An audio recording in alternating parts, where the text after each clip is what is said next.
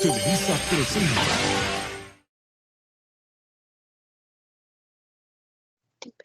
Bonjour à tous, j'espère que vous allez bien.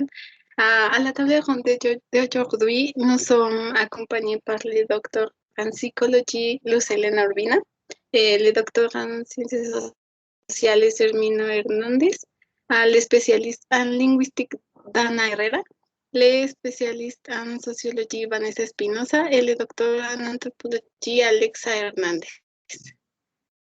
Le sujet du jour est Malinchiste pour aimer les autres langues ou cultures.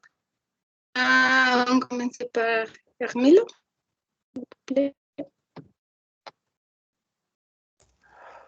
D'accord, bonjour. Je suis le docteur en sociologie. Qu'est-ce que nous entendons pour malinchisme? Le malinchisme, c'est le recherche psychologie à le propre. Ou bien aussi l'ouverture à nouvelles choses pour permettre que sa nouvelle interaction culturelle entre à la culture mexicaine ou à la culture propre n'est obligatoire que ce soit la mexicaine.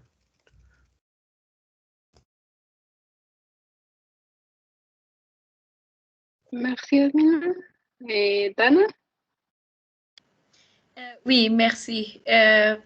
Première, je vais vous dire que je suis très heureuse d'être ici avec vous et donner mon opinion de cette thématique très intéressante.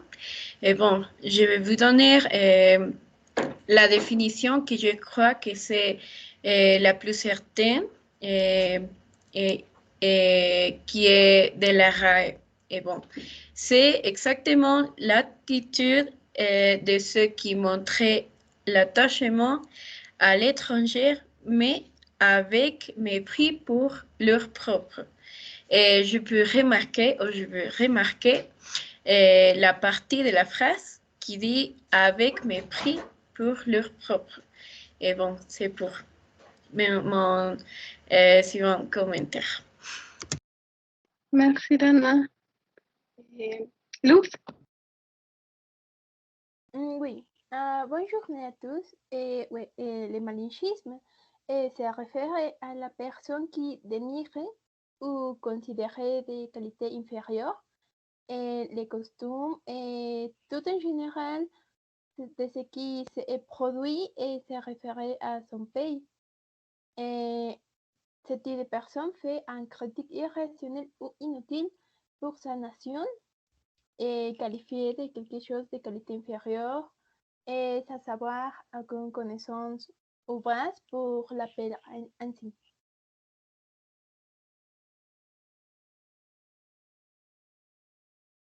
Oui, merci. Et Alexa? Oui, bonne journée. Historiquement, comme nous déjà savons, le terme malinchiste vient de la tradition commise par la Malinche. Cependant, le véritable rôle de la Malinche était lui un de traductrice. Et grâce à elle, il pouvait y avoir une compréhension de culture entre les Espagnols et les indigènes. Merci. Et Vanessa?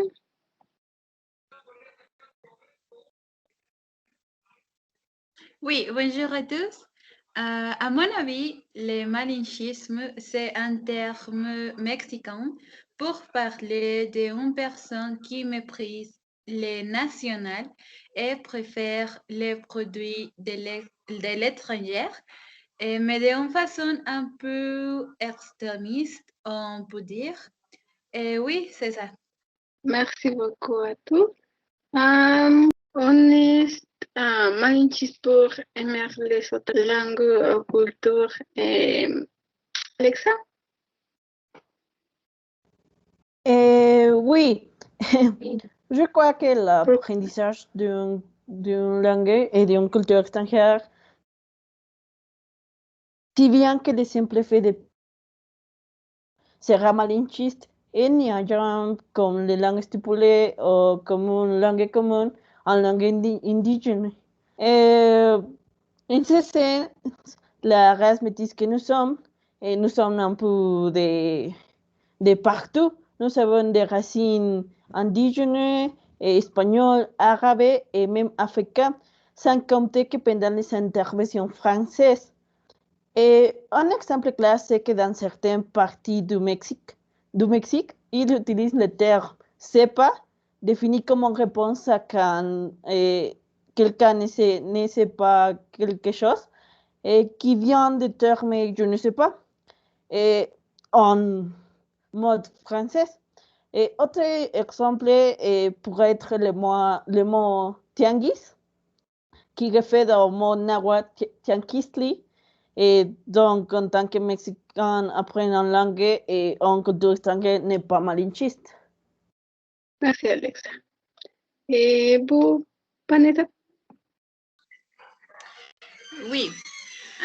Personnellement, je ne considère pas malinchiste qu'un Mexicain aime ou veut apprendre d'autres langues et d'autres cultures, parce que beaucoup d'entre nous qui ont étudié les langues, nous sommes tombés amoureux de notre première langue.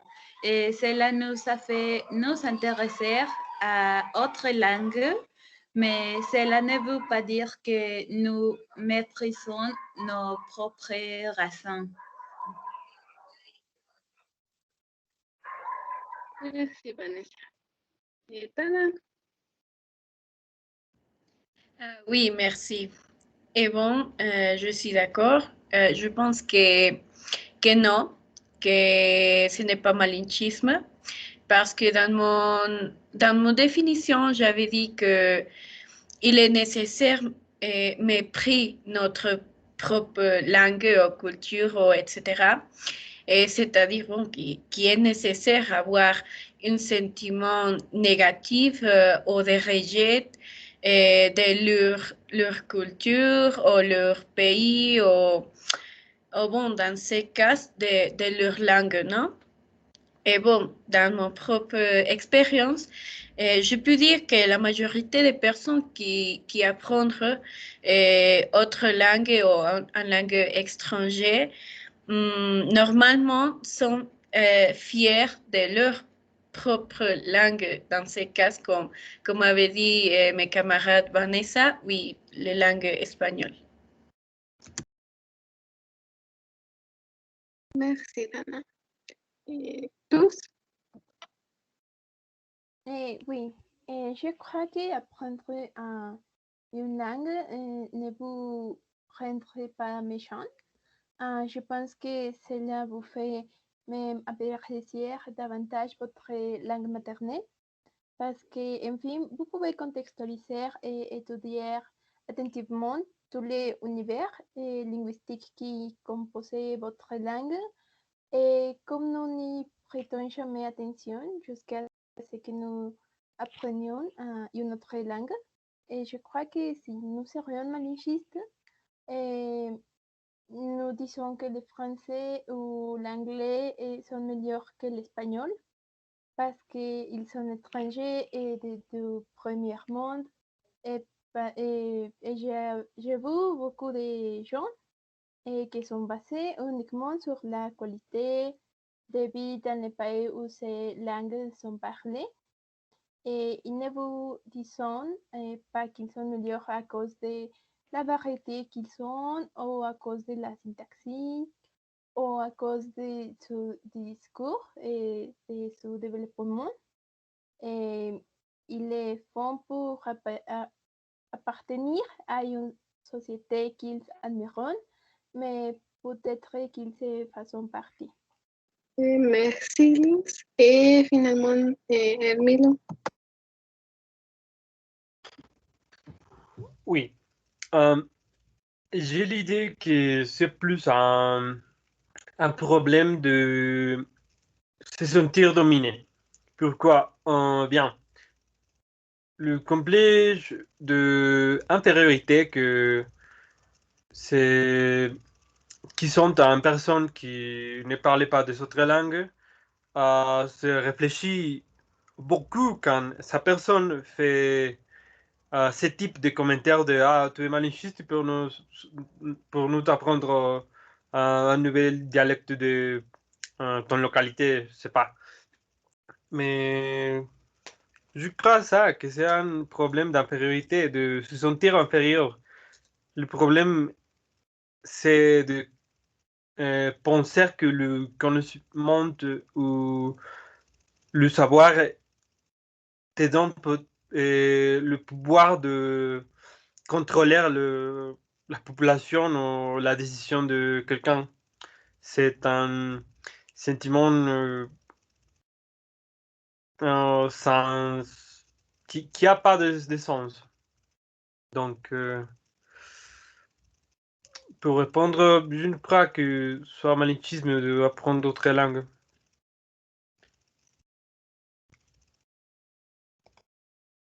Merci, Armando. Commençons par les questions de notre public. Et merci de nous suivre sur nos réseaux sociaux. Et Pedro nous a envoyé cette question. En ce qui concerne les exemples, sont-ils validés par une institution linguistique?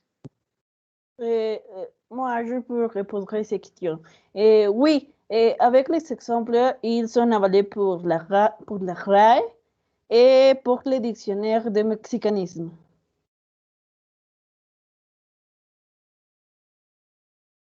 Merci. La question suivante est envoyée José. Pensez-vous que les malinchisme est dû à problèmes psychologiques? Je peux répondre à sa question. Personnellement, je ne trouvais pas mal d'admirer les cultures ou les langues étrangères parce que la plupart d'entre nous ont les complexes d'infériorité où tout ce qui fait partie de nous a moins de valeur que les choses qui font partie des autres. Et j'ai l'impression que c'est plus un problème psychologique de vouloir ce que vous n'avez pas, parce que je pense que tout le monde ici aime parler l'espagnol. Et peu plus que nous aimons le français, par exemple. Merci. Et la question suivante est, considérez-vous que le malinchisme est la cause principale de disparition des langues indigènes? Sa question, je peux répondre. Non, n'est pas la cause principale. Et aussi, je crois que n'est pas autant une cause de la disparition en général. Je crois que ça dépend de le programme de scolarisation de ce type de langue, de l'idée qu'a le gouvernement de conservation de la culture indigène. Et je crois que c'est plus un problème de logistique parce que il y a des gens qui s'intéressaient à apprendre tamil, nahuatl, les différentes langues sur le territoire. Mais il n'y a pas de scolarisation, il n'y a pas de programmes scolaires pour ça, il n'y a pas de diffusion. Donc, ça, c'est malinchisme. C'est la question réelle. Merci. Et la question suivante, pourquoi pensez-vous que les gens ont commencé à utiliser le mot malinchisme pour désigner l'admiration des choses extranjeres? Bon, je peux répondre à ça. Et bon, de manière négative, je pense que je veux dire qui est parce que qu'au fil du temps, les sons de ces mots s'est déformé et que petit à petit, les gens ont vraiment ressenti une sorte de mépris pour tout ce qui est d'autres lieux, bon, dans ces cas, étrangers. Et par exemple, aussi pour l'origine de le même mode, à partir d'autres choses, par exemple de l'histoire de notre pays, comme les conflits avec des autres pays.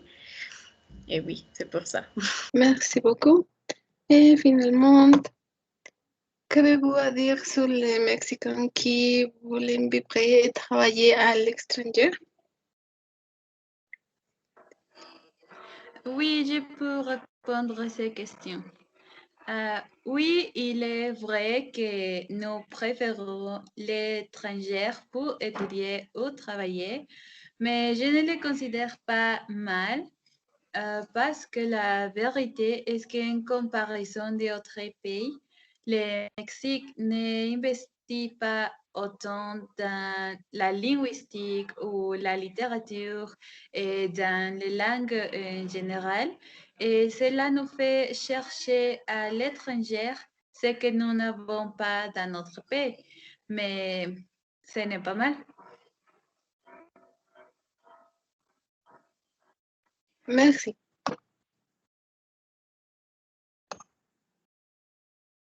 Merci beaucoup pour vos questions. Et finalement, en conclusion, qu'est-ce qui c'est le malinchisme, Hermilo? Retournons dans mon point de vue principal de la sensation de domination. Je crois que c'est ça. Pourquoi? Parce que actuellement, bien, mais moins que des années antérieures, mais actuellement, un pays qui est considéré supérieur, c'est les États-Unis.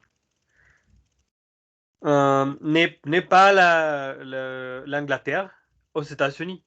L'Angleterre et aux États-Unis parlent la même langue, l'anglais. Mais comme le pays est dominant, c'est les États-Unis, ici à Mexique, a la forte sensation que c'est un pays supérieur.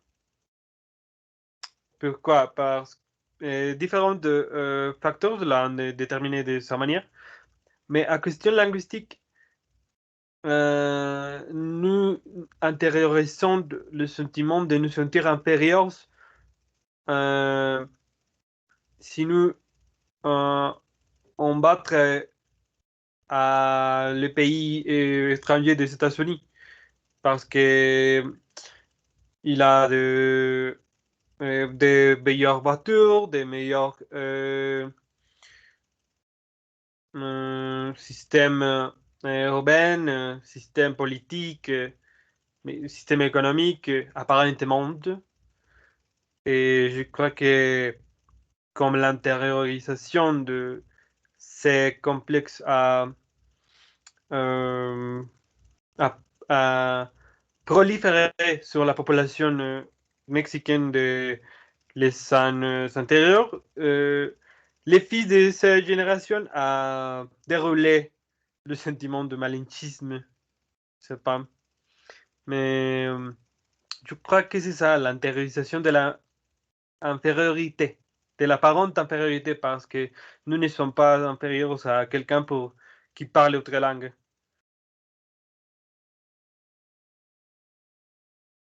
Merci beaucoup, Hermilo. Vanessa?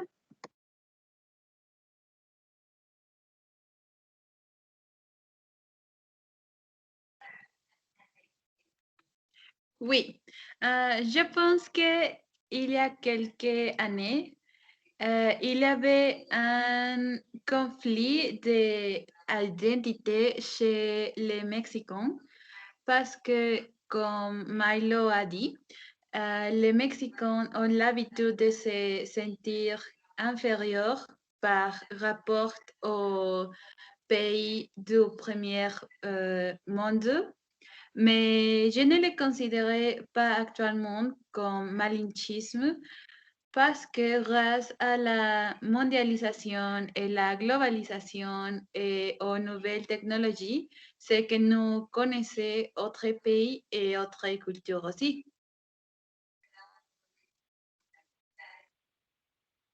Merci beaucoup, Vanessa. Dana? Oui, merci. Et bon, à mon avis, je crois que c'est parce que les personnes ou les jeunes pensaient que les personnes qui ont appris une langue étrangère, ils préféraient autre chose ou ils cherchaient à l'extérieur de notre propre pays en lieu de, par exemple, apprendre langues qui sont d'ici, comme les dialectes indigènes ou quelque chose comme ça. Je pense que c'est ça. Merci, Dana. Alexa?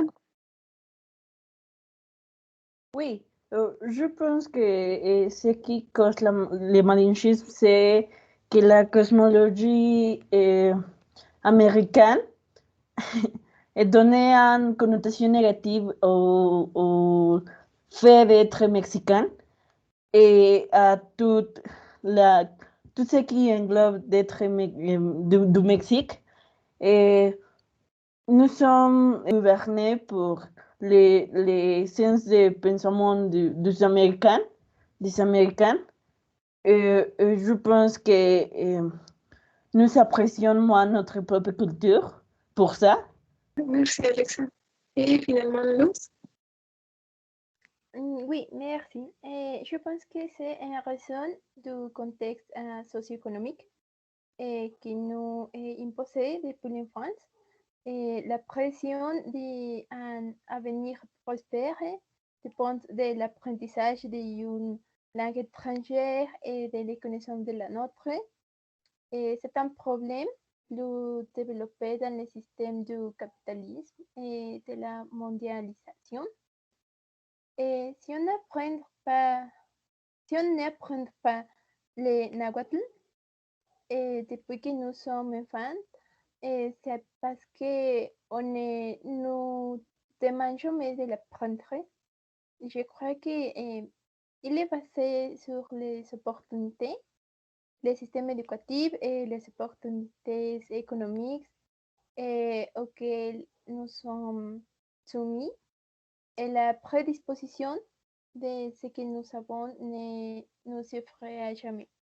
Merci. Avez-vous quelque chose à ajouter? Dana, Luz, Neil. Non? Merci à tous pour votre aide à la semaine prochaine. Merci beaucoup.